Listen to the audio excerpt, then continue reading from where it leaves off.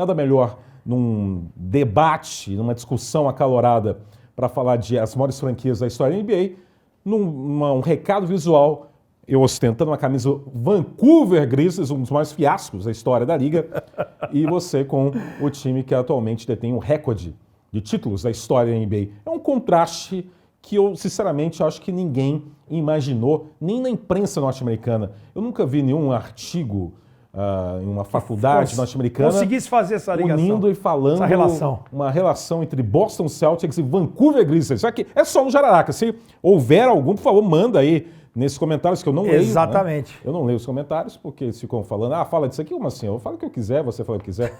Eu não vou na casa da pessoa.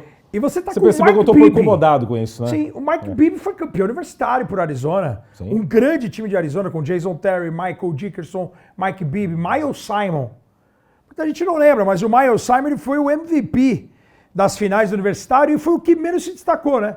O Michael Dickerson, belo jogador, e o Mike Bibby, o mais relevante. Seria ele o maior jogador da franquia Grizzlies? Por isso você está vestindo? Não, o maior é o Sharif Abdul-Rahim. Eu também acho, gostava demais. E o Vancouver? Uma ligação, né? 96 até 2001.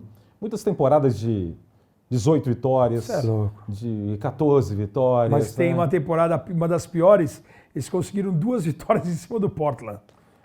Portland conseguiu, numa temporada, perder 2 vezes para o Vancouver Grizzlies. Parabéns. O Vancouver Grizzlies tinha o Bryant Reeves. O Big Country. Como grandão, escolha de draft. Brancão, altão, vindo de Oklahoma.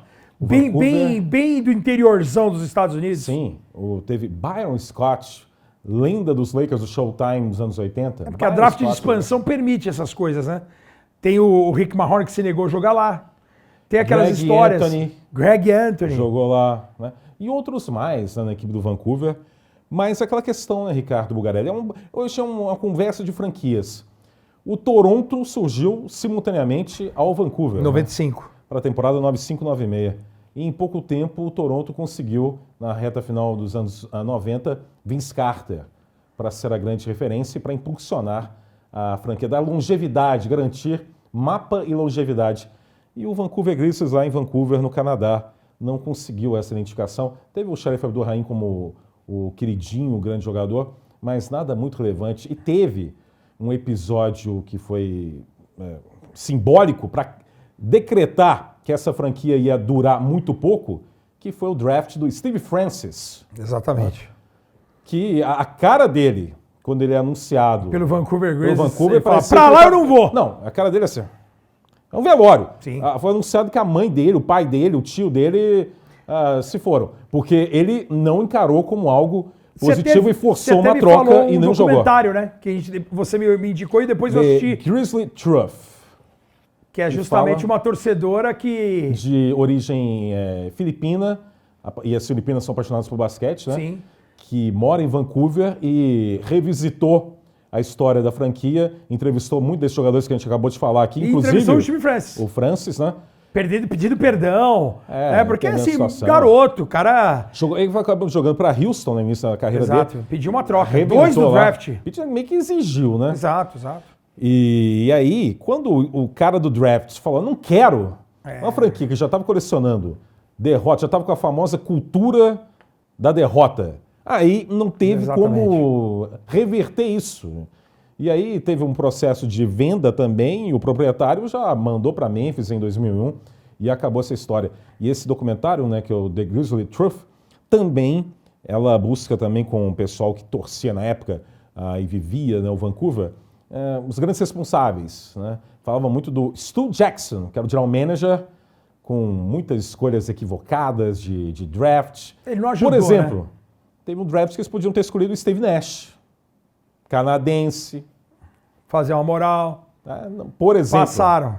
Passaram. Então, assim, os erros em sequência e a falta de uma referência, como o Toronto tem, o Toronto completando 30 anos de existência nessa temporada, essas coisas fizeram com que o maior fiasco da história da NBA com franquia sem dúvida. É o Vancouver Grizzlies. Pelo curto espaço de tempo. A gente tem que separar. Quando fala Grizzlies, a época de Memphis ela é bem relevante. Sim. Ela é importante. com grandes nomes, grandes jogadores, já com camisas aposentadas agora. Você já tem Zach Randolph, você tem Marc Gasol, você vai ter Tony Allen com camisa aposentada no início de 2025. Então, assim, é uma outra realidade. É um time com 8ª campanha ganhando de San Antonio, primeira cabeça de chave. Então, tem jogadores importantes passando por lá. O próprio Paul Gasol começa lá e é trocado pelo irmão. O curioso é que depois o Marc Gasol, draftado pelos Lakers, vai para Memphis e o Paul Gasol vai para Los Angeles e é bicampeão com os Lakers. Concordo por esse pequeno espaço de tempo. Não, e uma outra... pode falar lá do Shot Bobcats. Exatamente, que aí envolve o nosso felizardo aqui da semana, nossa parceria com a Meet Your Ness Brasil. Mais uma vez, obrigado. Camisa dele, Larry Johnson, Grandmama Johnson, Meet Your Ness. Mais de 120 anos de história, com a sua sede na Filadélfia, a parceira número 1 aqui do Jararacas Podcast. E ela nos abrilhanta aí com a camisa do Larry Johnson, Grandmama Johnson. A vovozona. A vovozona. Atualmente a vovozona é o Zion, mas o Larry Johnson é a original. Exato. E o Grandmama por quê? Porque ele fez aquele comercial da Converse, vestido de velhinha, que enterrava e a velhinha interagia, era ele mesmo vestido de velha, como se fosse a avó dele. Como se fosse o Ed Murphy. Exatamente, um belo dente de ouro. Larry Johnson foi um dos ídolos que eu tenho aí no início dos anos 90. Campeão universitário, número 1 do draft. Não foi bicampeão universitário e quase foi bi-invicto. Ele mesmo se acusou, né, recentemente. Nevada, Las Vegas, com o Jerry Tarkanian, que era o técnico. O carequinha ficava com uma toalhinha pendurada aqui. Time de Nevada, Las Vegas, campeão de 90, os 4 titulares. Essa também é uma curiosidade para quem não acompanha o NBA. O MVP da final de 90, quando eles ganharam de 30 pontos de Duke, foi um cara chamado Anderson Hunt. Esse cara não foi para a NBA. Os outros 4 foram Stacey Augmon, The Plastic Man. Greg Anthony, que você já citou. Pai do Cole Anthony, que é atualmente Larry Johnson. E quem era o quarto mesmo, que agora me fugiu. Você busca aí. Não sei quem é. Eu lembro do Greg Anthony e Stacey Augmon. Esse Big Three aí era incrível e Nevada, Las Vegas chegou ao título com méritos e quase chegou a um bicampeonato invicto inédito. Então, homenagem desse episódio especial, Larry Johnson. Meet Your Ness Brasil, você pode entrar no site da Meet Your Ness Brasil, vai lá, faz a sua compra, divirta-se.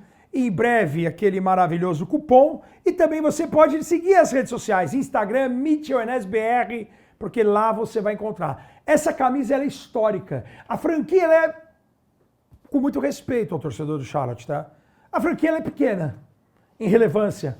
Muito tempo agora ausente de playoffs. O Hornets foi o auge, foi início dos anos 90. Exatamente. É Larry Johnson, a dupla com Alonzo Mourning. E essa Maxi Box. E eu acho que, mas de carisma, é uma das franquias mais carismáticas por conta desse início. É uma franquia que surge no final dos anos 80, que tem logo no começo um do draft, campeão. O estilo de jogo dele agregava e agradava demais. Tanto que em 93, que é o ano que o Charlotte ganha pela primeira vez uma série de playoffs contra o Boston do Celtics. Alonzo Mourning. Uma cesta incrível. Um jogo que nós já fizemos também de clássicos.